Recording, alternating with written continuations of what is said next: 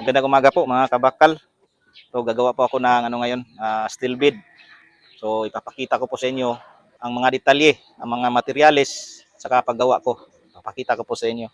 So una po mga kabakal, magka-cutting tayo ng mga tubular. Ito po ang materyales sa side ng ating frame sa ating steel bead. 1 by 3 by 1.5. So dalawa ang kailangan natin. So putol nito mga kabakal, 75 inches ang putol nito. So, magpuputol kayo ng dalawang 75 inches na 1 by 3 by 1.5. So, ito naman ang sunod na materialis 2 by 2 by 1.5. So, ito yung sa headboard mga kabakal, headboard. So, ang sukat nito sa taas, ang taas nito 1050 mm. So, ito inches ang ginagamit ko kasi ito yung sukat ng foam, haba ng foam, 75 inches. So, ito sa headboard, ang taas nito 1050 mm. So, dalawa ang kailangan natin dito mga kabakal. So, ito, dalawa. Ayan. So, itong dalawa. Ito ang kailangan natin. So, ito, kasi itong steel bead na gagawin ko mga kabakal, customize lang ang sukat nito. Kasi yung kwarto maliit lang. So naliliitan din sila sa single size na 36 by 75. So ang gagawin natin, ang susunod kasi na sukat sa 36 by 75 ay 48 by 75. So gagawin natin 40 by 75 lang. Customize ito. So ito naman po sa ating footboard mga kabakal. So haba ng taas nito 450 mm. So dalawang cutting din na 450 mm. So dito yung 1050 mm, dalawang cutting din. So ito yung sa niya, lapad niya. So dalawa din ito. Ito, saka ito. Dalawang cutting din. Ito yung sa ating footboard. So ang last na materialis na kailangan natin mga kabakal, 1 by 1. Kailangan natin ng 1 by 1 by 1.5. So ito, tinating ko ito para to sa mga kabakal dito ito. Yan. Yan po magiging forma ng natin.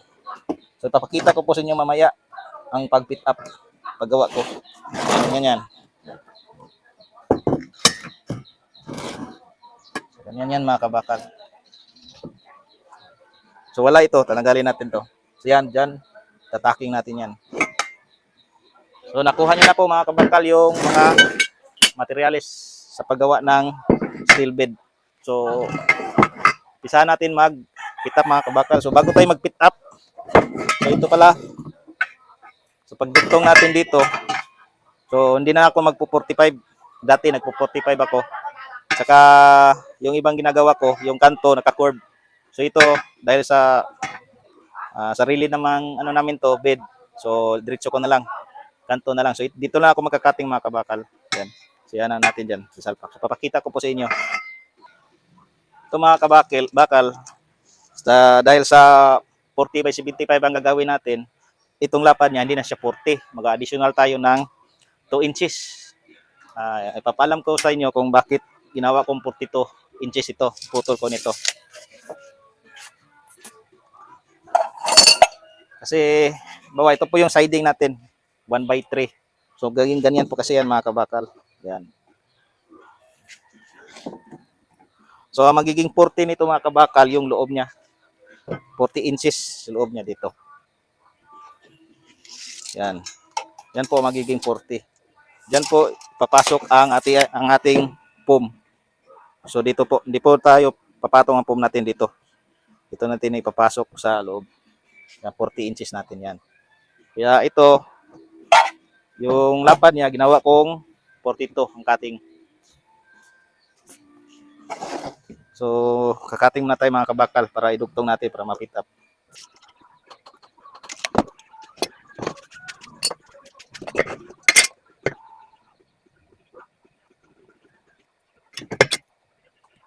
Ganyan lang cutting na mapapatapos ito. Kailangan.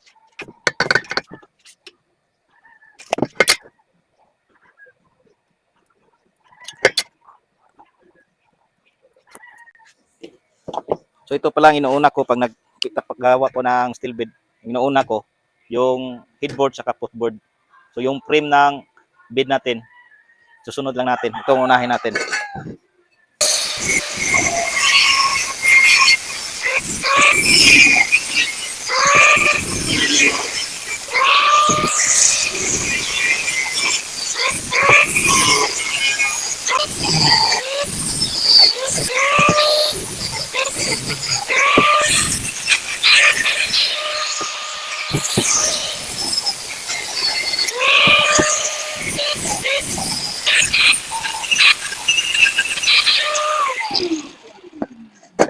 So, ito na po mga kabakal. Ito yung kinating natin. So, ganyan po.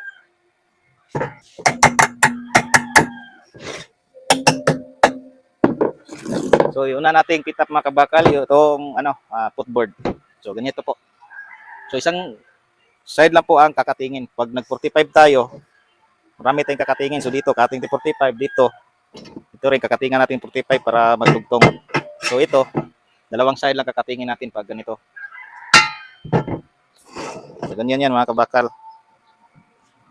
Ito yung isa. Yan. Ilagay natin itong 1 by 1 na kinating natin. So ito, actual nyo lang sukat dito. Yan. Yan. Dito yan natin ipipit up dyan.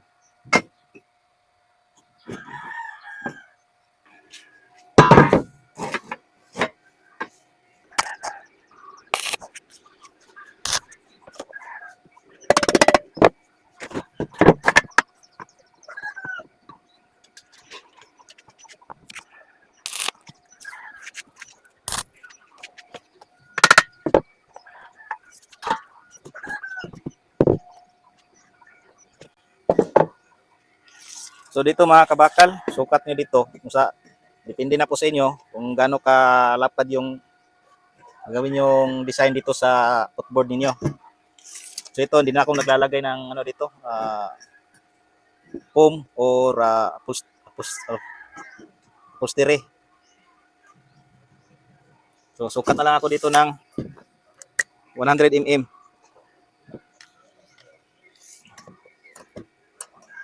Yan, 100 mm. Saka dito 100 mm.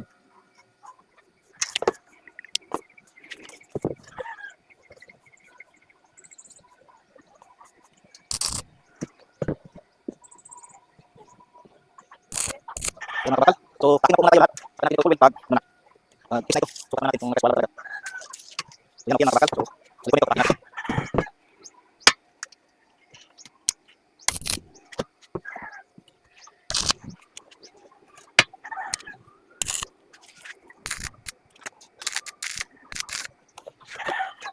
Ulit para pwede natin itong tubig.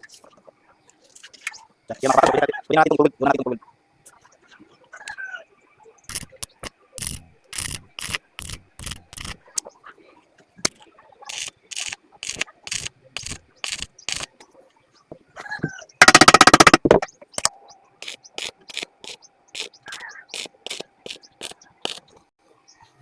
So sa welding rod pala mga kabakal, pwede po kayo gumamit ng 60-13 o 60-11.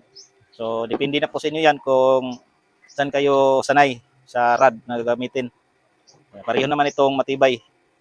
Pero kung 60-13 gagamitin nyo, pag nag-welding kayo, siguraduhin yung tinitil-tilin nyo yung flux, natanggalin nyo. Kasi baka hindi dumikit yung welding niyo.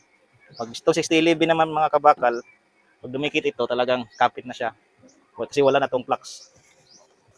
So, depende po sa inyo yan kung saan kayo sanay, sa 60-13 o sa 60-11.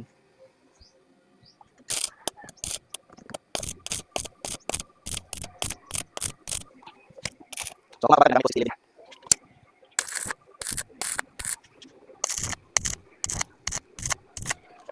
60-11.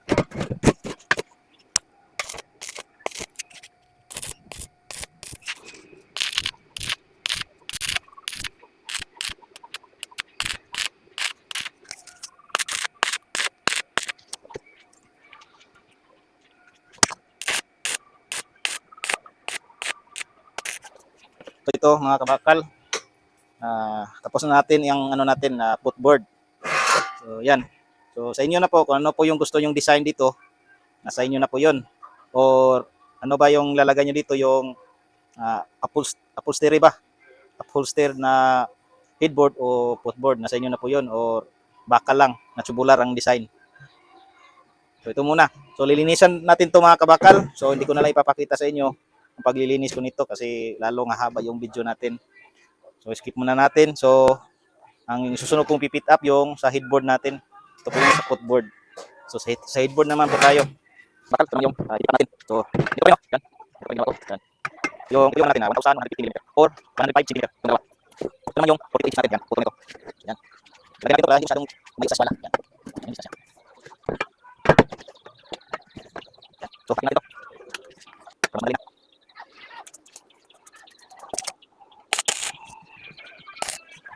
So dito lang mga bakal. Dito natin itong wala.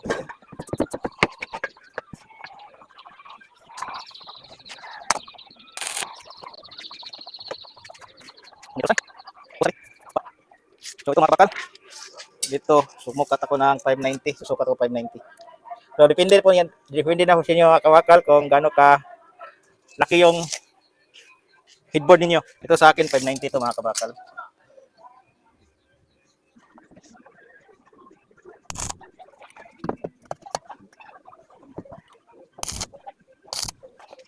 Kaya natin mga kabakal. So yan, sarado mga kabakal. Yan, sarado. Dito. So ganito ang posisyon mga kabakal ninyo. Balik natin, natin itong tubig.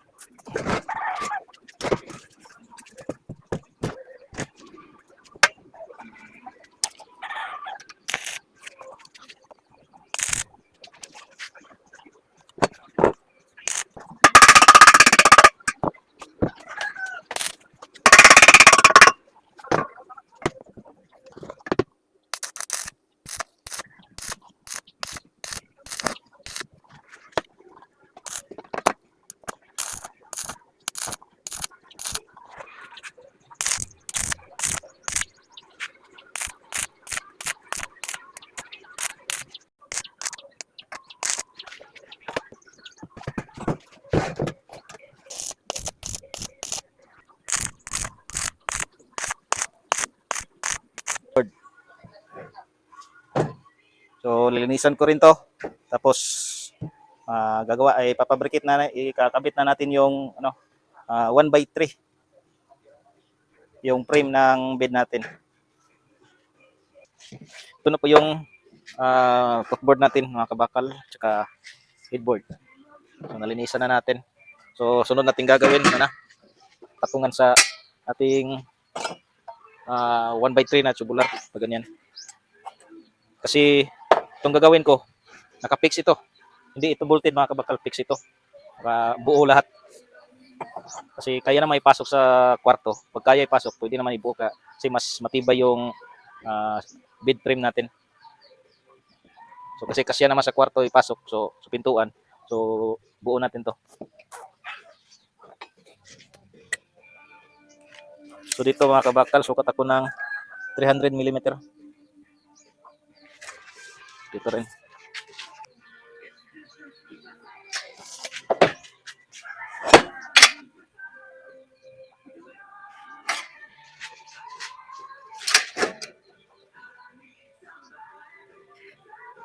Ito mga kabakal, temporary.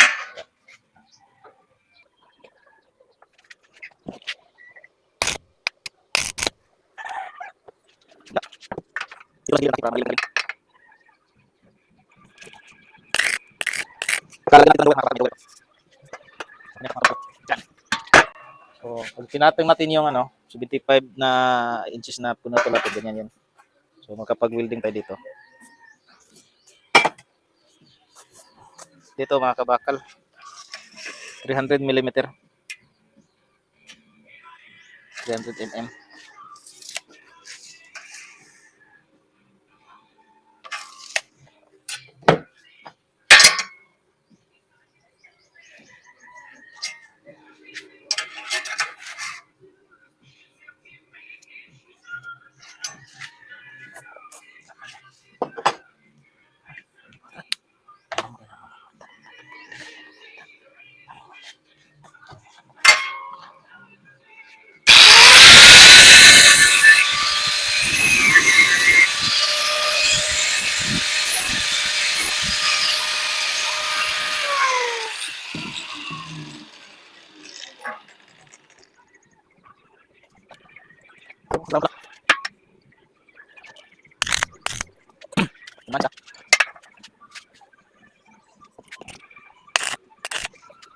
So yan mga kabakal.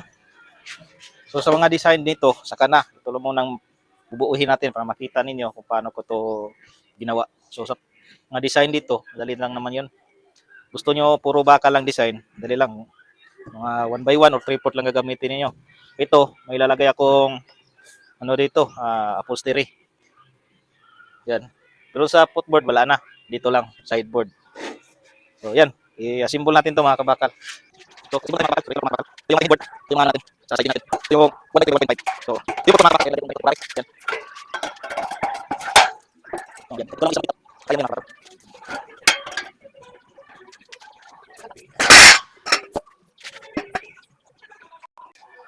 So, ganyan yan mga kabakal.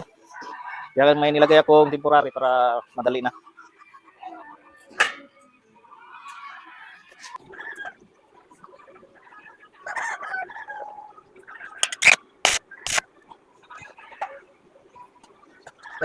Pati natin siya mga kabakal.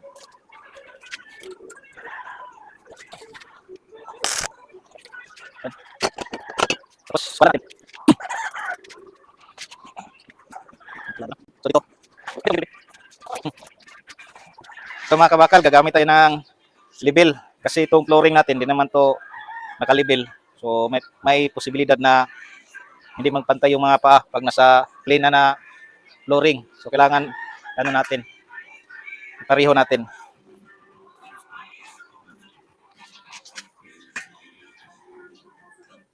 So, angat ng konti dito mga kabakal. Ulang. Ito.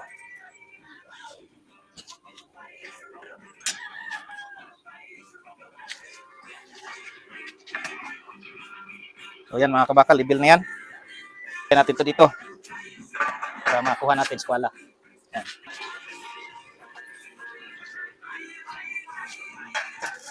So, yan. Kulang ng ano dito.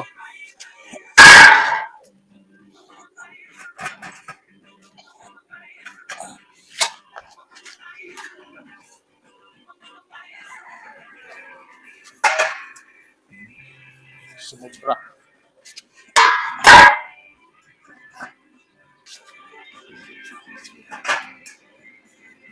Yan.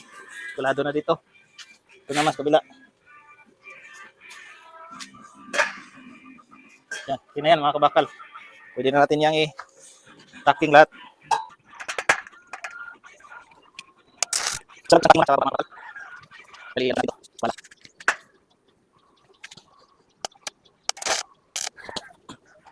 Wala dito balik. Dito wala. Wala na dito. Mga kabakal. Yan, yan. Wala. Tama. Sa atin yung babaw. Sige na. Wala. Tikas man. So, wala dito. Ito, sa kabila. Yan, yan. Ito, sa tikas.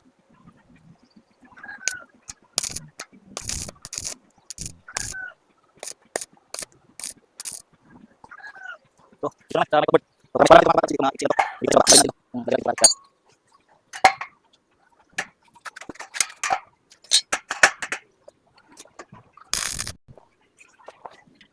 Mga kapatid na ito. Yan. Ito yung nilagay niya na. Bali.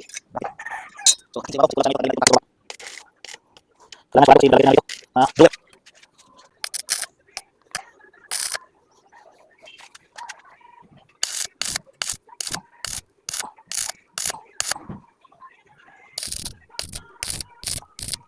Tuloy lang sa barok.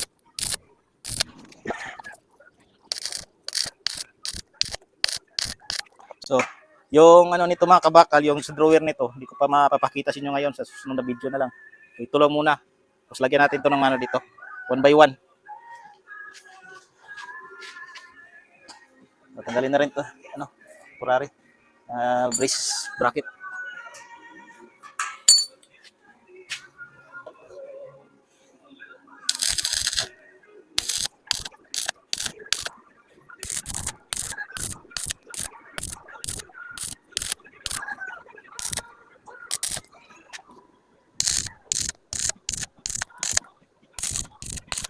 Ito na yan mga kabakal. So ito yung 40 inches mga kabakal sa loob dito. So ito dito, saka doon 75 inches. So dito lalagay tayo ng ano dito 1 by 1. Puro na 1 by 1 dito. Lagay ito dito. At pag ano naman tayo mga kabakal, pag detachable, dito ako naglalagay ng angle bar sa likod. Tapos dito magbubutas para lagyan ng bolt. Pero ito fix ito. So, full wheel ko ito dito. Saka dito. Yan, full wheel yan buat kanto. So, isusunod ko nito itong mga 1 by 1. Ito. Pero maiksi ito. Ganyan, nalagyan natin dito. Yan. Lagyan. So, puputo tayo mahaba para ganyan. Diyan natin i-clip para may patungan na siya, para pantay siya lahat. So, tutuloy ko muna yung pagkakating ng ito, 40 inches. Ito na yung mga kinating ko. Yan. Ilalagay na natin ito dito.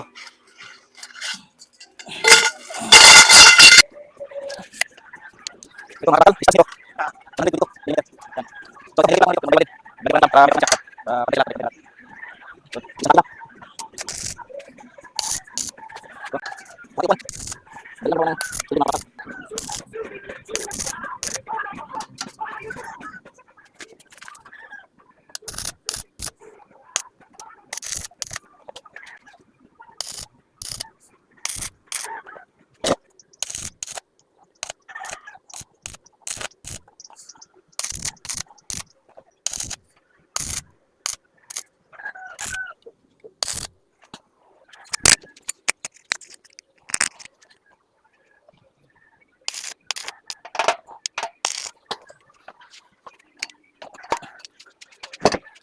So, ganito lang mga kabakal. Ito lang paggawa ng steel bed. So, hindi ko na lang ipapakita sa inyo ang pagpo-full weld nito. So, ang ipo-full weld ko dito, ito, full weld ko yan. Yan. 4 na kanto, full weld. Kaya ito, sa taas at sa baba, full weld with, ano yan, full welding. So, sa design, panghuli na ko na to. So, kayo na po bahala kung gagawa kayo kung ano yung design niyo. Kung tubular lang, pwede na vertical at saka horizontal lang. Kadalasan design. Pati dito sa footboard. So, ganyan lang kadali mga kabakal.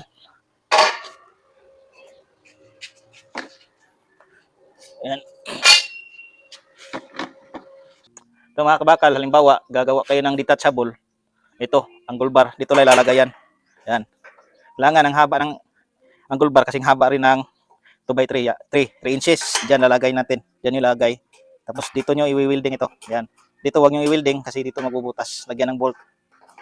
Ito doon sa kabila. Saka doon kung gusto nyo puro bolted. Pero itong ginawa ko, naka-fix ito. Kaya mas matibay ito kasi fix. Di na talaga nag ito. Nuga.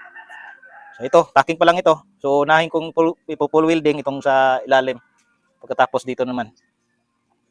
So yan lang muna mga kabakal.